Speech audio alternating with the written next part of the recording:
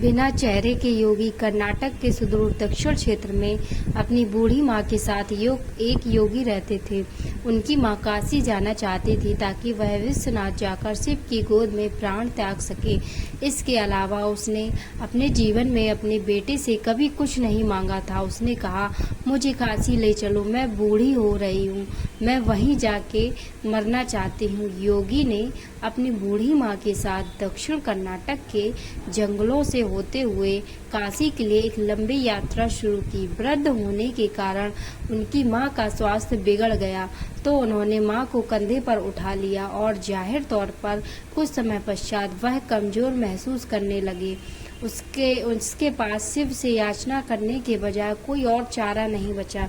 उन्होंने याचना की कि हे शिव, मुझे मेरे इस प्रयास में विफल मत होने देना। बस यही एक चीज़ है जो मेरी माँ ने मुझसे मांगा है। कृपया मुझे इसे पूरा करने दे। मैं इन्हें काशी ले जाना चाहता हूँ। हम वहाँ सिर्फ आप ही के लिए आ रहे हैं। कृपया मुझे ताकत दें। तब जैसे ही उन्होंने चलना शुरू किया तो पीछे से एक घंटे की आवाज़ सुनाई दी, जैसे कोई बैलगाड़ी आ रही हो। उन्हें धुंध से उभरते हुए एक बैलगाड़ी दिखाई दी, जिसे एक बैल खींच रहा था, जो थोड़ा अजीब था क्योंकि एक बैलगाड़ी छोटे रास्तों के लिए होती है। जब सफ़र लंबा और जंगली इलाके से होते हुए हो तो हमेशा 2 बैल ही गाड़ी को खींचते हैं, पर जब आप थके हों तो ऐसी बारीकियों को किसे परवाह। गाड़ी नज़दीक आई पर वे चालक को नहीं देख पाए क्योंकि चालक लबादे में था और बाहर धुंध भी थी। मेरी माँ बीमार है, क्या हम आपकी खाली गाड़ी में यात्रा कर सकते हैं? उन्होंने कहा। अंदर बैठे व्यक्ति ने सिर हिला के हाँ कहा।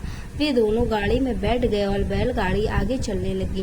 कुछ समय बाद योगी का ध्यान इस ओर गया कि जंगली रास्ता होने के बावजूद भी बैलगाड़ी बहुत आसानी से आगे बढ़ रही थी। तब उन्होंने नीचे देखा और पाया कि पहिए घूम नहीं रहे हैं, वे रुके हुए थे, पर गाड़ी आगे बढ़ रही थी।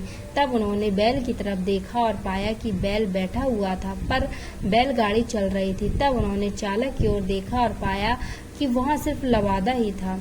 उसने अपनी माँ की ओर देखा। माँ ने कहा, अरे पागल, हम पहुँच गए, अब कहीं और जाने की जरूरत नहीं है, यही वो जगह है, अब मुझे जाने दो। इतना कह के माँ ने शरीर छोड़ दिया। बैलगाड़ी और चालक सब विलीन हो गए। योगी अपने गांव लौट आया। लोगों ने सोचा, यह इतनी जल्दी लौट आया है, ये अवश्य ही अपनी माँ को कहीं छोड़ के आया है, यह उसे काशी नहीं ले गया।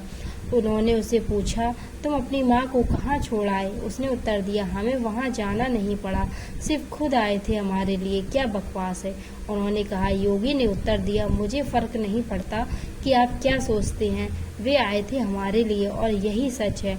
मेरा जीवन ज्योतिर्मय हो गया है, यह मैं अपने अंतर में जानता हूँ। अगर आप नहीं मानते तो यह आप जाने। तब उन्होंने पूछा, ठीक है, हमें कुछ ऐसा दिखाओ कि हम माने कि तुमने सच में शिव को देखा है और वे सच में तुम्हारे लिए आए थे। योगी ने कहा, मैं नहीं जानता, मैंने उन्हें नहीं देखा, मुझे सिर्फ एक लबादा दिखा।